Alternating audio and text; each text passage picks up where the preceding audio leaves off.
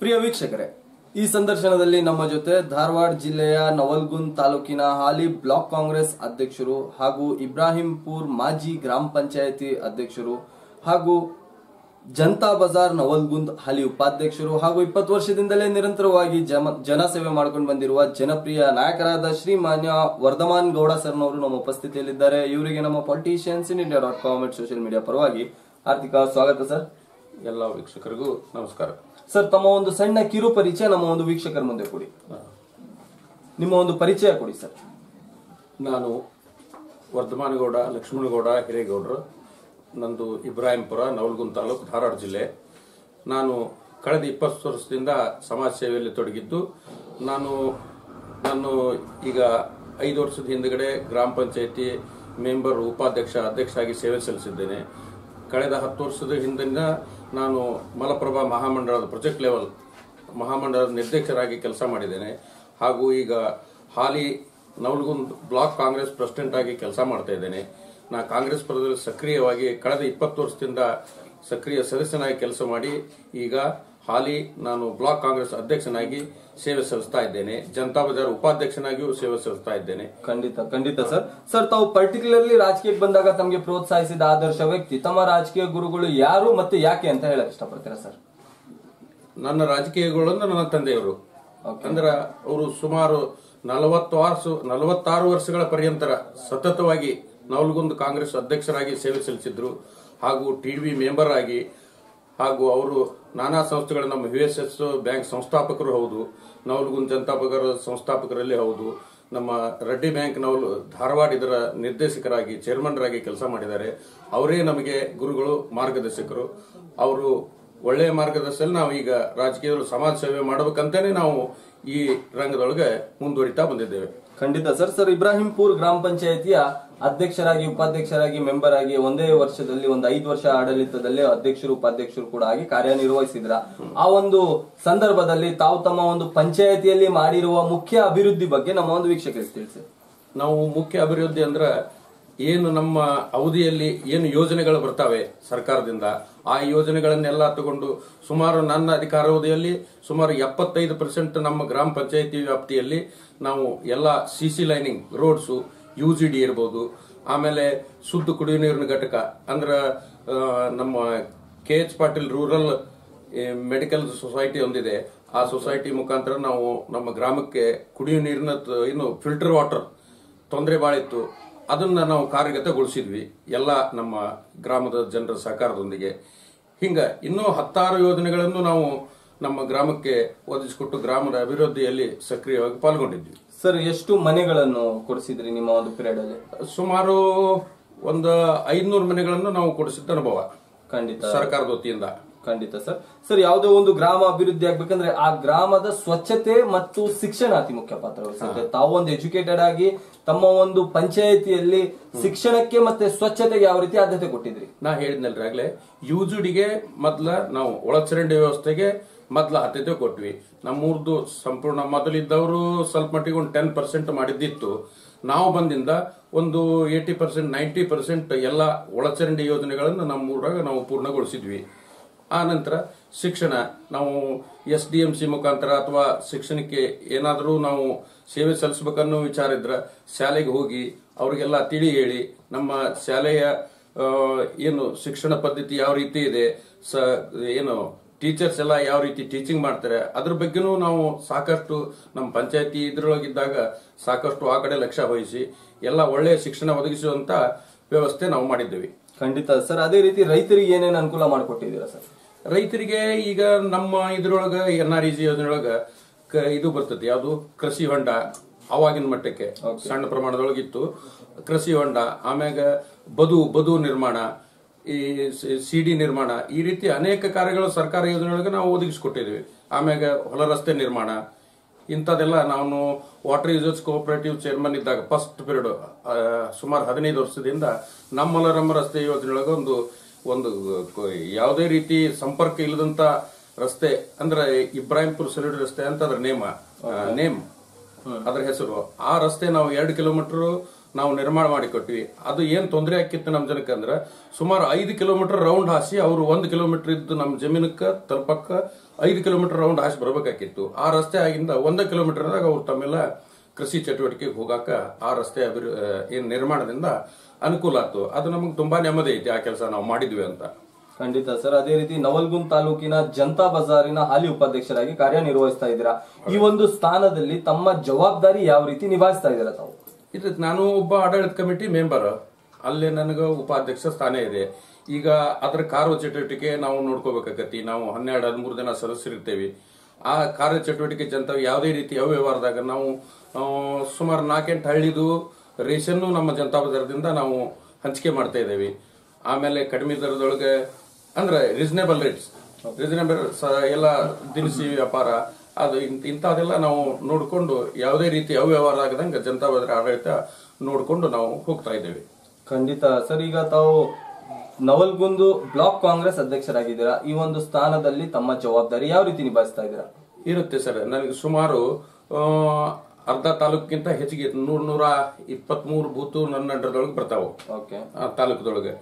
ಆ ಎಲ್ಲಾ ಬೂತ್ ನಾವು ಕಮಿಟಿಗಳು ಮಾಡಬೇಕು.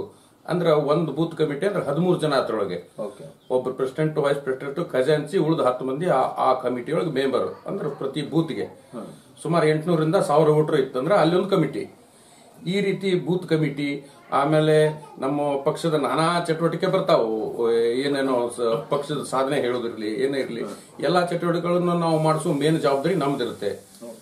ಅವೆಲ್ಲ ಚಟುವಟಿಕೆ ಮಾಡಿಕೊಂಡು ನಾವು ಸಮರ್ಥವಾಗಿ ನನ್ನ ಅಧಿಕಾರ ನಿರ್ವಹಿಸಿಕೊಂಡು ನಮ್ಮ ಪಕ್ಷದ ಸಾಧನೆಗೆ ನಾನು ಸಂಘಟನೆಗೆ ಒತ್ತು ಕೊಡ್ತಾ ಇಲ್ಲಿ ಮಟ್ಟ ಬಂದಿದ್ದೇನೆ. ಖಂಡಿತ ಸರ್.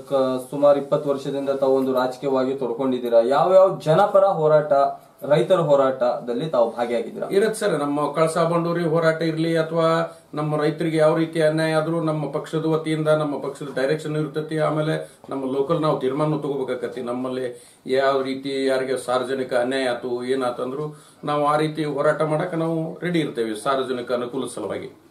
ಖಂಡಿತ ಸರ್. ಈಗ ಮುಂದೆ ಈಗ ಲೋಕಸಭಾ ಚುನಾವಣೆ ಬರ್ತಾ ಇದೆ. ಆ ಒಂದು ಲೋಕಸಭಾ ಚುನಾವಣೆ ಕುರಿತು ನಿಮ್ಮ ಒಂದು ಈ ತಾಲೂಕಿನ ಜನತೆಗೆ ನಮ್ಮ ಒಂದು ಮೀಡಿಯಾ ಮುಖಾಂತರ ಏನ್ ಹೇಳಕ್ ಇಷ್ಟಪಡ್ತೀರಾ?